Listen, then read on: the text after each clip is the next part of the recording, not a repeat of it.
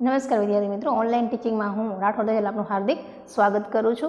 મિત્રો, અગાઉ આપણે હિન્દીના લેક્ચરમાં વચન પરિવર્તન વિશે વાત કરી હતી। એક વચન અને બહુવચન, એક વચનમાંથી બહુવચન કઈ રીતે થાય તેના નિયમો આપણે જોયા હતા, તેની ચર્ચા આપણે કરી હતી।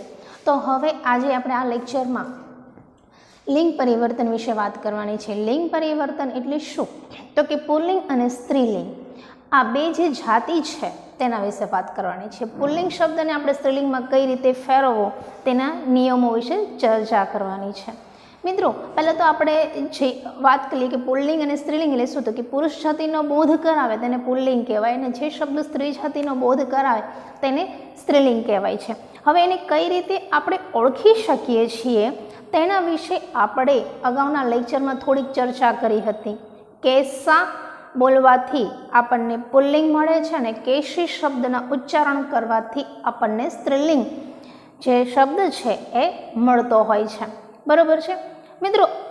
હજી તમને ખાસ આમાં જે લિંગ પરિવર્તનમાં આપણે હિન્દીની અંદર જે છે, હિન્દીમાં પુલ્લિંગ અને સ્ત્રીલિંગ આ બે જ જાતિ છે, જ્યારે ગુજરાતી ભાષામાં આપણે જોવા જઈએ તો પુલ્લિંગ, સ્ત્રીલિંગ અને નપુંસકલિંગ એટલે કે નારી જાતિ, નર જાતિ અને નાન્યતર જાતિ આ ત્રણ જાતિનો ઉલ્લેખ એમાં આવે છે, જ્યારે હિન્દી ભાષામાં એવું નથી। હિન્દી ભાષાની અંદર પુલ્લિંગ અને સ્ત્રીલિંગ આવી બે જાતિનો જ ઉલ્લેખ કરવામાં આવ્યો છે, બરોબર છે। હવે આપણે જોઈએ કે તેને કઈ રીતે આપણે ઓળખી શકીએ છીએ। હા, સ્ત્રીલિંગ અને પુલ્લિંગને ઓળખવું ખૂબ કઠિન હોય છે, આપણે માનીએ એટલું સહેલું હોતું નથી, પણ જોઈએ તેમાં प्राणियों में पुल्लिंग या स्त्रीलिंग को पहचानना कठिन नहीं है, लेकिन निर्जीव पदार्थों का लिंग करने में कठिनाई होती है। प्राणियों में सजीव जो प्राणी होते हैं उसका लिंग पहचानने में हमें दिक्कत नहीं होती, क्योंकि हम उसे सरलता से पहचान सकते हैं, परंतु जो निर्जीव वस्तु है उसको पहचानने में हमें दिक्कत होती है। तो उसकी सरलता यहाँ बताएंगे कि भारी, खुरदरी या बड़े आकार वाली जो वस्तुएं होते हैं यानी निर्जीव जो पदार्थ होते हैं उसे पहचान यानी उसे पुल्लिंग कहते हैं। जैसे पहाड़, पेड़, सागर, महल, जंगल, यह सारे वस्तुएं याद, यह सारी जगह कैसी है तो कि बड़ी आकार वाली है, भारी है और खुरदरी होती है। तो यह इसके आधार पर हम इसे पुल्लिंग कह सकते हैं कि यह सारी चीज़ें यानी यह सारी जगह, यह सारी वस्तुएं पुल्लिंग है।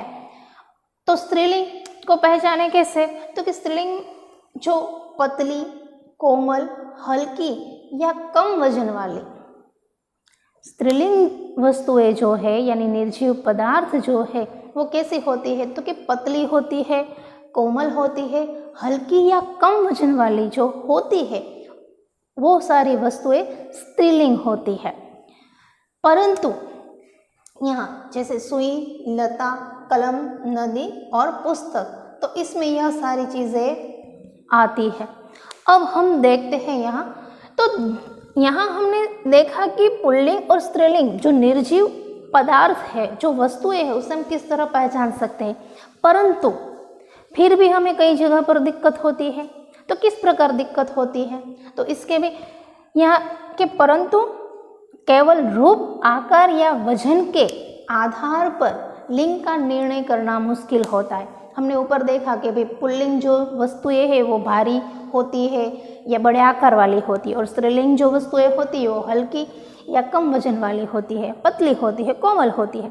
परंतु फिर ऐसा कहा गया है कि केवल रूप, आकार या वजन से, किसी वजन के आधार से हम किसी की जाति का निर्णय नहीं कर सकते, यानी लिंग का निर्णय नहीं कर सकते। तो किस प्रकार करना मुश्किल है, यह बात की गई है यहाँ। तो किस प्रकार, तो कि जैसे केकड़ा, धागा, कागज, यह चीज़ें सभी हल्की है। जैसे धागा है तो धागा पतला और खूब हल्का होता है। फिर कागज़, तो कागज़ भी दिखने में कितना हल्का होता है। तो यह सारी चीज़ें पुल्लिंग है, जो हल्की है, कम वजन वाली है, फिर भी यह सारी चीज़ें हल्की है और यह हल्की होने के बावजूद भी यह पुल्लिंग है। फिर देखिए तो पृथ्वी, नदी, सड़क, रेलगाड़ी आदि यह सारी चीज़ें बड़ी है। आदि जैसे नदी तो उसका विस्तार खूब बड़ा होता है, पृथ्वी का विस्तार हम देखते हैं, सड़क, रेलगाड़ी, तो यह सारी चीज़ें वजन वाली है और बड़ी है, फिर भी यह स्त्रीलिंग कहलाती है। हमने ऊपर के नियम में देखा कि जो पतली, हल्की, कोमल होती है वो स्त्रीलिंग है, जो बड़ी है, वजन वाली है वो पुल्लिंग है, परंतु यहाँ तो दोनों विपरीत है। मैंने शुरुआत में आपको कहा था कि भाई स्त्रीलिंग या पुल्लिंग जो निर्जीव वस्तु है उसे पहचानने में बहुत सारी कठिनाइयाँ होती है। तो इस कठिनाइयों को दूर करने के लिए हमें इसके कुछ नियम याद रखने पड़ते हैं। तो इसके नियम इस प्रकार है। जो पहला नियम है वो हम देखते हैं कि अकारांत पुल्लिंग शब्द के अंत में, अकारांत पुल्लिंग शब्द के अंत में आनी या आणी, जो यह याद रखना है आपको और यह याद रखना है आपको। अकारांत पुल्लिंग शब्द के अंत में आनी या आणी लगाने से स्त्रीलिंग शब्द बनता है।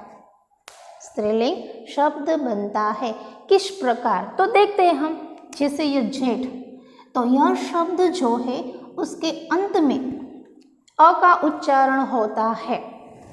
क्या होता है? अ का उच्चारण होता है, तो यह अकारांत पुल्लिंग शब्द है। अब इसका हमें स्त्रीलिंग बनाना है, तो किस प्रकार हम बनाएंगे? तो कि यह शब्द में आनी प्रत्यय को हमें शामिल करना है, यानी जोड़ देना है। तो किस प्रकार? तो कि जेठानी, जेठ और जेठानी, तो यहाँ आनी प्रत्यय हमने यहाँ जोड़ दिया है। इस प्रकार यह जेठानी शब्द बन गया। तो जेठ, तो उसके सामने स्त्रीलिंग शब्द क्या आता है? जेठानी। यह अकारांत पुल्लिंग शब्द है, इसको हमने आनी जोड़ने से स्त्रीलिंग शब्द बना दिया है। उसके बाद नौकर, तो अकारांत है और यह बनता है नौकरानी। इंद्र, तो इंद्र की पत्नी जो होती है उसे इंद्राणी कहते हैं। तो इंद्राणी, तो यहाँ कौन सा शब्द हमने जोड़ा? आणी। कौन सा शब्द? आणी प्रत्यय हमने यहाँ जोड़ा है। तो इंद्र, तो उसके सामने स्त्रीलिंग शब्द आता है इंद्राणी। तो आनी और आणी शब्द जोड़ने से पुल्लिंग शब्द स्त्रीलिंग बनते हैं। यह हमारा पहला नियम है जो हमें यहाँ याद रखना है। रुद्र, तो रुद्राणी, सेठ, सेठानी।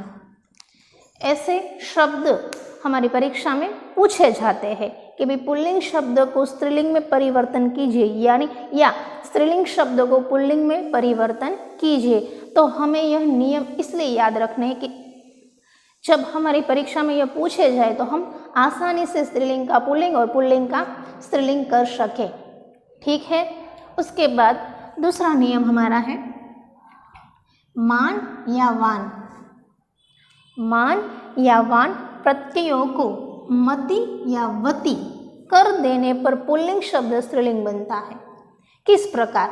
तो शब्द मान नहीं होना चाहिए, पर शब्द में मान का उच्चारण होना चाहिए। शब्द कैसा होना चाहिए? तो कि शब्द का उच्चारण जब हम करें तब उस शब्द के उच्चारण में अंत में मान शब्द का उच्चारण होना चाहिए। फिर उसका स्त्रीलिंग करने पर मति हो जाना चाहिए अथवा तो वति हो जाना चाहिए, तो पुल्लिंग शब्द स्त्रीलिंग बन जाता है। किस प्रकार? तो यहाँ हम देखते हैं बुद्धिमान, बुद्धिमान लड़का, बराबर। तो यह बुद्धिमान जो शब्द है वो पुल्लिंग है। क्यों? तो कि मान है, पर बुद्धिमती, मान का मति हो गया। यहाँ आगे का शब्द वैसे का ही वैसा रहता है, परंतु जो अंत में शब्द है मान, मान का इस प्रकार मति बन जाता है। जिस प्रकार श्रीमान, परंतु उसका स्त्रीलिंग क्या हो जाता है? श्रीमती। उसके बाद रूपवान, तो रूपवती। वान का वती, मान का मति, ये खास याद रखना है आपको। जिस शब्द में मान या वान हो तो मान का मति हो जाता है और वान का वती हो जाता है, तो वो स्त्रीलिंग पुल्लिंग में से स्त्रीलिंग बन जाता है। यह खास आपको याद रखना है। गुणवान तो गुणवती, पुत्रवान पुत्रवती। तो वान वती, मान मति, मान या वान प्रत्ययों को मति या वती कर देने पर पुल्लिंग शब्द स्त्रीलिंग बनता है। यह दूसरा नियम यह है हमारा। अब तीसरा नियम देखते हैं। कुछ आकारान पुल्लिंग शब्दों के अंत में, कुछ आकारान पुल्लिंग शब्दों के अंत में ता को त्री कर देने पर पुल्लिंग शब्द स्त्रीलिंग बनता है। ता का क्या करना है हमें? त्री, ती नहीं। देखो, ता का त्री करना है, त्री, ती नहीं। कई लोग ती कर देते हैं परंतु वो गलत होता है, तो हमें ता का त्री करना है। जिस प्रकार हम देखें अभिनेता तो अभिनेत्री, अभिनेता अभिनेत्री, तो ता का क्या हो गया? ती हो गया। कर्ता तो कर्त्री, उसके बाद विधाता तो विधात्री, नेता तो नेत्री। इस प्रकार ता का त्री करने से पुल्लिंग शब्द स्त्रीलिंग बन जाता है। हमारे जो लिंग परिवर्तन का जो सब्जेक्ट है यानी जो टॉपिक है, जो मुद्दा है, उसमें 10 नियम है। हमें यहाँ 3 लिए हैं अभी और बाकी है, परंतु फिर से यह हम पूरी बात मैं तुम्हें आपको बताती हूँ कि किस प्रकार यह नियम, कैसे लिंग परिवर्तन होता है। तो फिर से हम रिवीजन कर दें। प्राणियों में पुल्लिंग या स्त्रीलिंग को पहचानना कठिन नहीं है, लेकिन निर्जीव पदार्थों का लिंग करने में कठिनाई होती है। मैंने आपको बताया कि भाई प्राणी या मनुष्य का लिंग परिवर्तन करने में हमें दिक्कत नहीं है, क्योंकि हम उसको देखकर ही कह सकते हैं कि यह स्त्रीलिंग है या पुल्लिंग है। परंतु जो निर्जीव पदार्थ है, जो वस्तुएं हैं, उससे पहचानने हमें दिक्कत होती है कि यह स्त्रीलिंग है या पुल्लिंग। समझाવું તો આપણે નિર્જીવ જે પદાર્થો હોય એને ઓળખવામાં આપણને તકલીફ પડે છે કે આ પુલ્લિંગ છે કે નપુંસકલિંગ। જેમ કે આ પેન છે તો આ પેનને ઓળખવું કે આ પેન સજીવ છે કે નિર્જીવ છે ખબર પડતી નથી। પેન કેવી છે, જો કેવી કેવો ને કેવું પૂછવાથી ગુજરાતીમાં ખબર પડે છે કે આ સ્ત્રીલિંગ છે, પુલ્લિંગ છે, નપુંસકલિંગ છે। તો હિન્દીમાં मैं તમને પહેલાં लेक्चરમાં પણ કીધેલું कि कैसा तो पुल्लिंग का बोध होता है और कैसी बोलने से हमें स्त्रीलिंग का बोध यानी कि वो स्त्रीलिंग है वो पता चलता है। तो यह पेन कैसी है, तो यह पेन है, यह स्त्रीलिंग है। तो यह पूछने से हमें पता चलता है। परंतु यहाँ लिखा गया है कि भारी, खुरदरी या बड़े आकार वाली वस्तुएं पुल्लिंग होती है, जैसे पहाड़, पेड़, सागर, महल। तो भारी वजन में या बड़े आकार वाली पुल्लिंग होती है। तो यहाँ दूसरे में लगे पतली, कोमल, हल्की या कम वजन वाली स्त्रीलिंग होती है, जैसे नदी है, सुई है, कलम है। परंतु यह भी बताया गया है कि केवल रूप, आकार या वजन के आधार पर हम लिंग परिवर्तन का निर्णय नहीं कर सकते। तो उस निर्णय करने में कठिनाई होती है, मुश्किल पड़ती है। जैसे यहाँ दृष्टांत दिए गए कि भाई धागा, कागज है, वो पतला होता है, वजन में हल्का होता है, तो भी फिर पुल्लिंग है। उसके सामने पृथ्वी, सड़क और रेलगाड़ी है, वो बड़ी है, वजन वाली है, फिर भी वो स्त्रीलिंग कहलाती है। तो मैंने आपको यह जब समझाया तब बताया कि भाई हमें पुल्लिंग को स्त्रीलिंग समझने में कई नियम होते हैं, वो नियम हमें याद रखने पड़ते हैं।